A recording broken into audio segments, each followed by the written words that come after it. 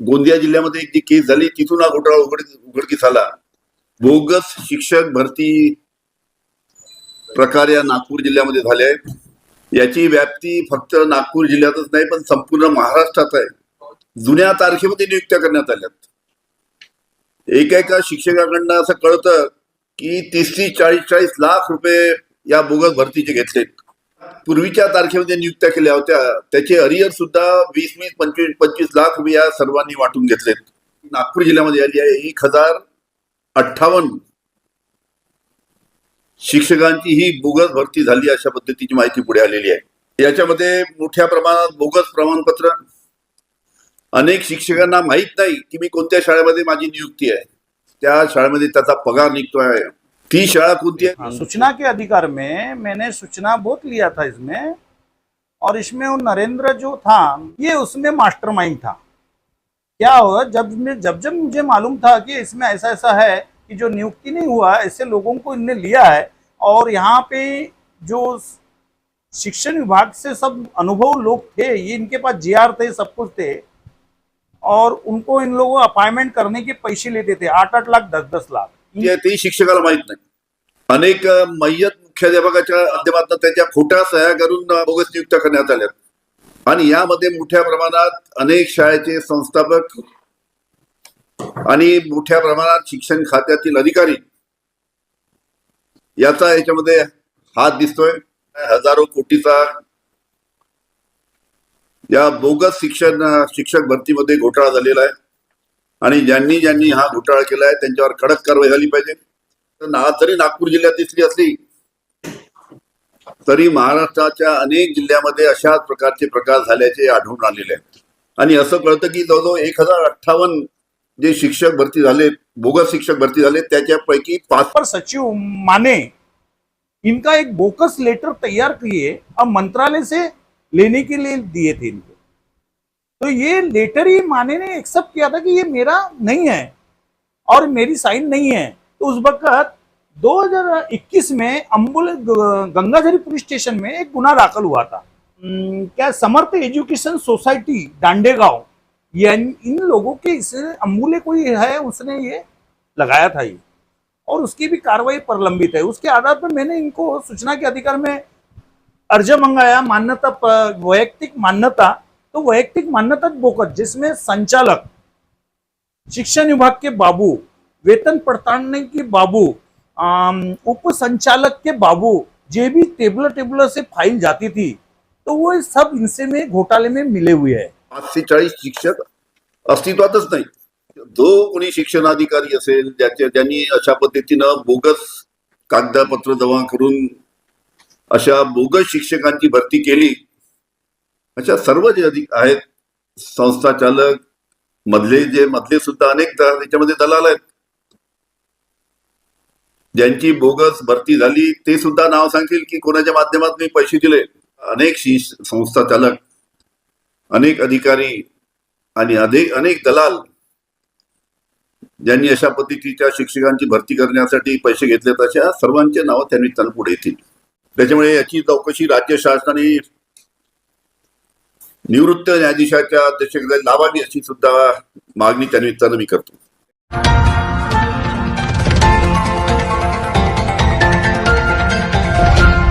पूरे महाराष्ट्र में एक ही मुद्दा चल रहा है, शिक्षण विभाग का बोगस भर्ती घोटाला. इसमें जो है 7 से 8 कुछ कर्मचारी, अधिकारी, शिक्षक, संस्था चालक गिरफ्तार हुए हैं. इससे पहले भी हमने काफी खबर दिखाए कि शिक्षा विभाग में इस प्रकार का घोटाला कर शिक्षक विभाग में जो बच्चे पढ़ रहे हैं उनके साथ क्या धोखा होने वाला है आने वाले समय में. क्योंकि शिक्षा एक पवित्र स्थान है जहां बच्चों को शिक्षा मिलती है, जहां शिक्षा पाकर जो है बच्चे जो है अफसर बनते हैं, डॉक्टर बनते हैं, इंजीनियर बनते हैं और नौकरी मिलती है. और शिक्षकों को गुरु का दर्जा दिया जाता है. गुरु का दर्जा देने वाले कुछ ऐसे शिक्षक हैं समाज में जो इस प्रकार के भ्रष्टाचार को अंजाम देते हैं. कुछ हो सकता है इसमें कर्मचारी, अधिकारी की भी मिली भगत होंगी. इसके पहले हमने काफी खबर दिखाए. आज भी शिक्षा विभाग के ऊपर शिक्षा का महाघोटाला जो शुरू है उसमें अनेक मुद्दे के ऊपर बात करने के लिए गोंदिया से हमारे साथ में है माहिती अधिकार तज्ञ सूरज जी दुरुककर. न्यूज प्रभात मीडिया के यह जो शिक्षा घोटाला के एपिसोड में आपका स्वागत है। धन्यवाद। अच्छा ये बताइए, शिक्षा जो घोटाला चल रहा है, ये शिक्षा जैसे पवित्र रिश्ते को कलंकित करने वाला कारनामा जो कुछ कर्मचारी, अधिकारी, शिक्षक वर्ग कर रहे, कुछ संचालक भी कर रहे, क्यों ऐसा करते होंगे, क्या रीजन होगा इसके पीछे?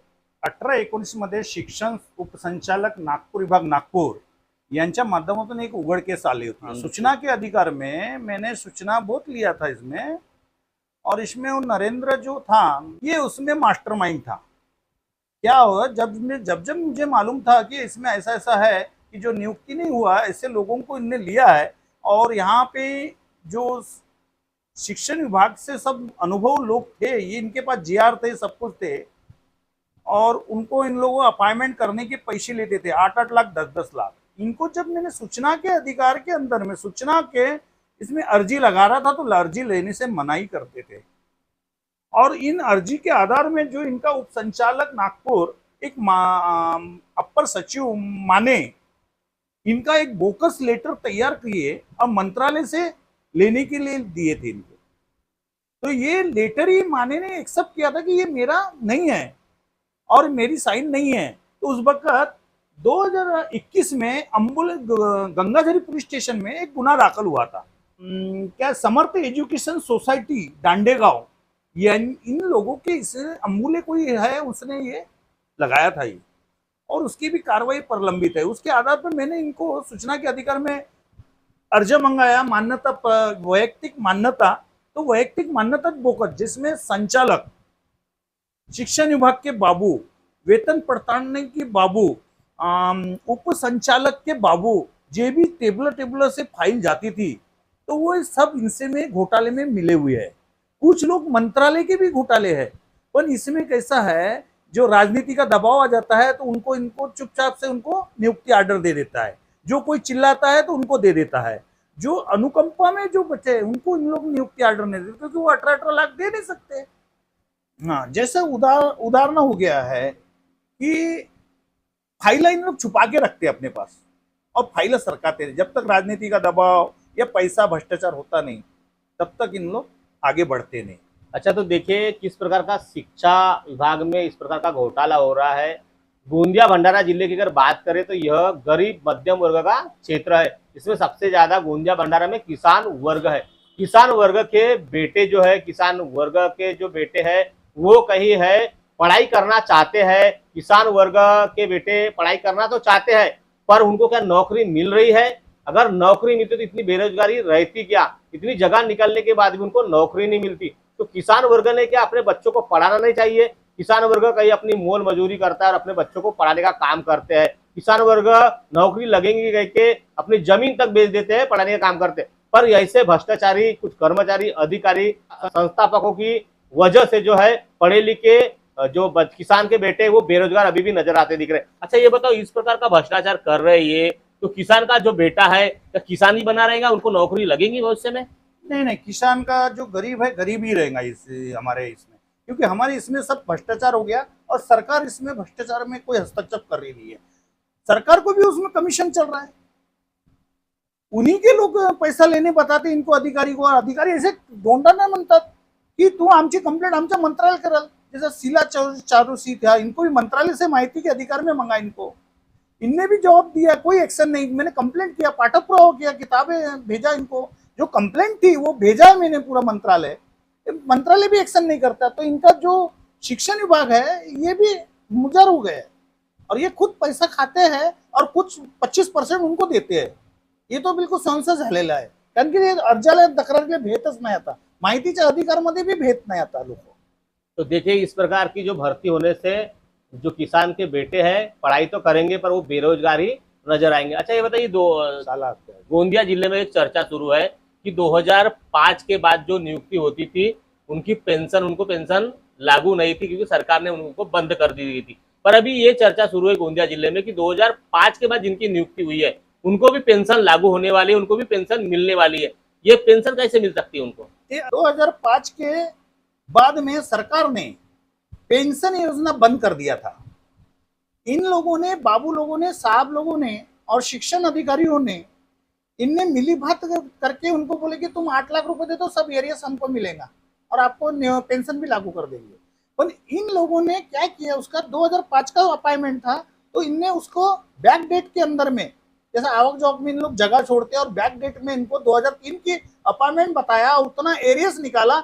और ना ये जो संचालक है, शिक्षण संचालक नागपुर, इनकी आईडी जो तैयार करते हैं सालार्थी आईडी, ये उनके पासवर्ड से तैयार होती है और ये यहाँ से प्रस्ताव बोकस बना के आपस में सब मिली भगत के एरियस पैसा खा जाता है। जब 2005 के बाद में उसकी अपॉइंटमेंट थे, उसको पेंशन नहीं मिलना चाहिए, पर इनकी जो अपॉइंटमेंट है कायदे में, किताबों के अंदर में जो कागज रिकॉर्ड के अंदर में इन लोग पुराना उसका बैकडेट दिखाते हैं, नियुक्ति पत्र पुराना बनता है 2005 के पहले का, इसलिए इनको पेंशन चालू होता है।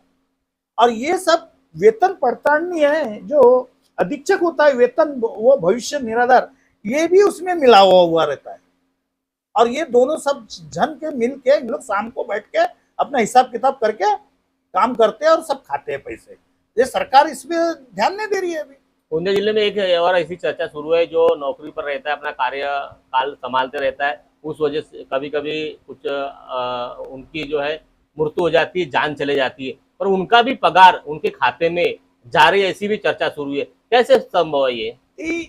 जो नौकरी में मृत्यु हो जाता है, कुछ अपघात हो घट जाता है, तो उस वक्त इन लोगों ने तुरंत पोर्टर या जो भविष्य निधि निवारण है उसको लेटर देना चाहिए, पर शिक्षण अधिकारी ये देता ही नहीं।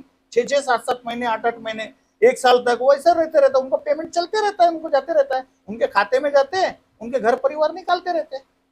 ये उनकी साठगांठ रहती है, 2-4 लाख रुपए उन लोग ले लेते हैं उससे, और गवर्नमेंट को चूना लगाती है।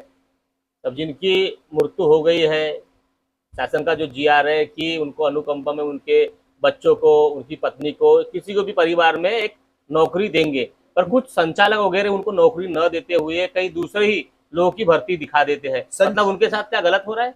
गलत हो रहा है ये।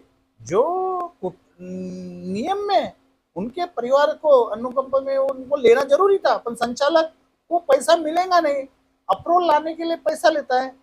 तो संचालक और संगमत के शिक्षण संचालक और संस्थापक, ये सबकी मिली भगत से जो अनुकंपा में कायदे से होता है, नियम से होता है, उनको न नियुक्ति करते हुए उनके जगह में दूसरे को लेते हैं, और ये पैसा उनसे दूसरे से 15-15, 20-20 लाख रुपए संस्थापक लेते हैं। संस्थापक में अपनी बच्ची, बहू, बेटा जो पात्र नहीं है, ऐसे लोगों को उन्हें नियुक्ति के पैसे निकाल रहे, पेमेंट निकाल रहे। जिसको कुछ पढ़ा लिखना नहीं आता, स्कूल में कभी जीवन में आता नहीं, वो बायोमेट्रिक जो मेट्रिक हाजिरी पट है वो उनने लगाए नहीं अभी तक स्कूल में।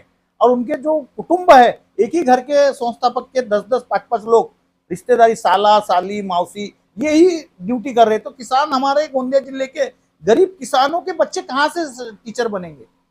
गोंदिया जिले में ये भी एक चर्चा शुरू है कि जिसकी नियुक्ति स्कूल में रहती नहीं है, उनके भी खाते में पगार चला जाता है। पेमेंट चालू कैसे है? पगार जा सकता है? ये भविष्य निधि वेतन और शिक्षण विभाग, इनकी संगनमत होती है शिक्षण अधिकारी की, वेतन पड़तालनी और पेंशन बनाने और जो बाबू होता है, ये सब इनकी मिली भगत रहती है और सभी को दोषी है इसमें। डिस्पैच के अंदर में जो कागज देते हैं ना, डिस्पैच में बैक डेट में इन लोग जगह छोड़ती है, नियम में लागू नहीं है, रेगुलर उनको नियम करना है। और आज का जो दौर है, डिजिटलाइजेशन हो गया है, ऑनलाइन हो गया, उसके बावजूद भी इस प्रकार का कारनामा कैसे हो सकता है? शिक्षण विभाग में नहीं है ना, जावक नंबर, आवक नंबर अलग है उनके। उनकी यदि रजिस्ट्री है तो खासगी वैयक्तिक मान्यताचा रजिस्टर अलग आहे, प्रायव्हेट अर्ज आला त्याचा अलग आहे, वेतन पडताळणीचे वेतन असे अलग अलग पगार तो आजकल ऑनलाइन जाता है पूरे खाते में, ऑनलाइन खाते जाते, पण ही जी आहे हे फाईल बरोबर प्रस्ताव पाठवत नाही ना, प्रस्ताव में गड़बड़ करते हैं। जो संचालक आईडी को जो बनाने के लिए भेजते हैं संचालक के तरफ, सालार्थी आईडी जो बनाने के लिए प्रस्ताव भेजते हैं, यही गलत भेजते हैं इन लोग बना के, इसलिए वो पेमेंट चालू रहता है उनका जाने का। अच्छा ये बताओ, इस प्रकार का जो भ्रष्टाचार हो रहा है, शिक्षा विभाग का उल्लासनगर जो उप संचालक वो भी गिरफ्तार किए, उसके साथ में 6-7 कर्मचारी को गिरफ्तार किए, एक संचालक को गिरफ्तार किए, एक शिक्षक को गिरफ्तार किए। क्या लगता है अभी आने वाले समय में कुछ लोगों की गिरफ्तारी होंगी, कुछ कर्मचारी, अधिकारी, संस्थापकों की? क्या लगता है आपको, जांच होना चाहिए इसकी? जांच होना चाहिए और ये दोषी पे कार्रवाई होना चाहिए। जैसा विलास नरड यहाँ आया गढ़चिरौली से, तो गढ़चिरौली में वैसे वैयक्तिक मान्यता दिया है और वही प्रकार का वहां लफड़ा हुआ है। और ये माने का लेटर जो है, यहाँ के बनावटी लेटर बनाए हैं, वो माने की उसका चौकसी करना चाहिए। चौकसी में आने के बाद में फौजदारी कार्रवाई करने की जवाबदारी इनकी थी, माध्यमिक की, माध्यमिक ने की है नहीं फौजदारी कार्रवाई। अच्छा, उल्लास नरहर जो है गोंदिया जिले में भी प्राथमिक में और माध्यमिक में उनको कार्यभार था, 2016 से लेकर 2-3 साल वो कार्यकाल में रहे होंगे। तो उस कार्यकाल में गोंदिया जिले में कोई स्कूल वगैरह में भ्रष्टाचार हुआ होगा, क्या लगता है आपको? नहीं ना, भ्रष्टाचार झाला। जिला परिषद के अंदर में प्राइमरी में भी विलास नरड था, जिसमें खासगी स्कूल में 40% पे उसको म्हणजे नौकरी कर रही थी खासगी स्कूल में, तो उसको पैसा लेके उसको नगर परिषद के स्कूल में ला लिया। ऐसे नगर परिषद स्कूल में 100% उसका पेमेंट जा रहा है। असे करके विलास नरड में ऐसे काही चुका आहे जे जिल्हा परिषद प्राथमिक शाळांमध्ये भी घोटाळा केला आहे, ज्यावर राजनीती दबाव, शिक्षण विभाग, सदस्याचा दबाव याच्या आधारावर ते सर्व केलेले आहे। आणि अशांना हे व्हायला पाहिजे, सरकारच्या तिजोरीला विश्वासी माणूस बसायला पाहिजे। लोकसेवक असून त्यांना नियुक्ती केले, पण सरकाराच्या पासून गैर वर्तणूक करून हे सरकारला माहित नसताना हे असे खोटे कामं करतात, तो यांच्यावर लवकर कारवाई व्हायला पाहिजे। इतने ये पढ़े लिखे रहते हैं, सरकार जब नियुक्ति करता है तो उनको बोलता है कि एक स्टाम्प पेपर पे लिख के भी देते कि हम लोग कोई भ्रष्टाचार वगैरह नहीं करेंगे, पर ये इस प्रकार का जो भ्रष्टाचार का मामला सामने है वो भी शिक्षा विभाग में, तो शिक्षा विभाग में जो बच्चे पढ़ रहे हैं क्या सुरक्षित है? नहीं, सुरक्षित तो नहीं है, कारण की हे जे आहे आपले सुप्रीम कोर्टाचा एक निर्णय है कि आप सुप्रीम कोर्ट का एक ऑर्डर है कि अपने बच्चे स्कूल में पढ़ाइए, प्राइमरी स्कूल में, पर ये प्राइमरी स्कूल में नहीं पढ़ाते, ये सीबीएसई में पढ़ाते हैं और बेचारे गरीबों के लड़के प्राइमरी स्कूल में पढ़ते हैं। तो इन लोग प्राइमरी स्कूल में इन्हीं लोगों ने मान्यता दी है उनको और सीबीएसई खुलवाए, पर इन लोगों ने अपने इंग्लिश स्टूडेंट बनने के लिए, अच्छे बच्चों की शिक्षा करने के लिए इन्हें नियुक्ति करना चाहिए ना। ये नियुक्ति करते नहीं, जो पैसा देते हैं उसकी नियुक्ति करते हैं। क्या लगता है इसका पूरा भांडाफोड़ होगा शिक्षा घोटाला का? यदि जो अभी नागपुर में एफआईआर दर्ज हुई है विलास नरड के खिलाफ, उसके खिलाफ में जो भी कोई पुरावे यदि पुलिस को होना, तो मेरे पास में वैयक्तिक मान्यता की 2018, 19, 20, 21 की मेरे पास में पूरी लिस्ट आई है। उनपे इन लोगों ने मैं शासन को मदद कर सकता हूँ। इसमें माहिती के अधिकार में ये शासन की माहिती है, मैंने सूचना के अधिकार में माहिती, सूचना जो जमा है मेरे पास में, वो सूचना की मैं मदद करके इनको दे सकता हूँ। आपने इतनी सारी मदद मतलब माहिती निकाले हो, उसके बाद आपको कुछ समझ में आया होगा कि इस प्रकार की त्रुटियां, तो उसमें शिकायत नहीं की आपने? शिकायत केली, त्यांना त्रुटी दिलेले लेखी पत्र दिले आहे की हे बोगस आहे, मान्यता अशी आहे। तर त्यांनी ते मंत्रालयाच्या मान्यता पत्र दाखवला आणि त्याच्या आधारावर ते स्वतःच चौकशी काही केली नाही आणि इसरून गेले। मी चुपचाप राहिलो। मतलब आपकी भी दिशाभूल की है? माझी भी दिशाभूल केली, पण माझी जवाबदारी ऐसी होती है कि शासनाचा कायदा सूचना का अधिकार जो लगा है, वो सूचना लगाने का मेरा काम है, तपास करने का उनका अधिकार का काम है, अहवाल देना उनका काम है, हमको सूचना देना है कि नहीं देना है उनका काम है। पण वो जो अर्ज लगा है सूचना के अधिकार में, उन्हें वो तपास करना चाहिए और खोटी काही दिसून येत आहे त्या सूचनामध्ये मागितल्याप्रमाणे, तो त्यांनी ती माहिती ताबडतोब आपल्या सिनियर ऑफिसरला द्यायला पाहिजे होतं की असं असं याच्यात त्रुटी दिसून येत आहे, तो ते कारवाई करायला पाहिजे होता। पण शिक्षण विभागामध्ये अधिकारी हे सूचनाच्या अधिकाराला और तपासतच नहीं। मतलब कि अधिकारी वर्ग ऐसा हो गया कि जो उन्होंने कागज में लिख दिया सही है या गलत है, उसको सिद्ध तो कोई कर नहीं पाएगा, क्योंकि उनने लिख दिया कि ये भर्ती हुई है यानी भर्ती हुई है, उन्हें लिख दिया कि ये बोगस भर्ती हुई है या नहीं हुई है, मतलब उनका ही कागज चलेगा, उनका ही दिमाग चलेगा, उनका ही नियम चलेगा। मतलब आरटीआई में जानकारी मांगने के बाद भी अगर कोई त्रुटियां दिखती है, अगर कोई शिकायत करता है, तो उसके बाद भी उनको लेटर दिखाकर गोल गोल घुमाने का काम जो है शुरू है। अब ये शिक्षा घोटाले में और किस किस की गिरफ्तारी होंगी? गोंदिया जिले में ऐसी कोई स्कूल है क्या जहाँ बोगस भर्ती हुई है? ऐसी कोई नियुक्ति हुई है क्या 2005 के बाद में? उसको जो है 2005 के पहले दिखाया गया और उनको पेंशन चालू होंगी? और ऐसे कोई है क्या जियो नौकरी पे अपने कार्य कर रहे थे, उस समय उसकी मृत्यु हो गई, उसके बावजूद भी उनको पगार शुरू है? ऐसी चर्चा जो है काफी जोरों से गोंदिया जिले में शिक्षकों में शुरू है, पालकों में शुरू है और गोंदिया जिले के वासियों में शुरू है। पर इसकी जांच होंगी क्या?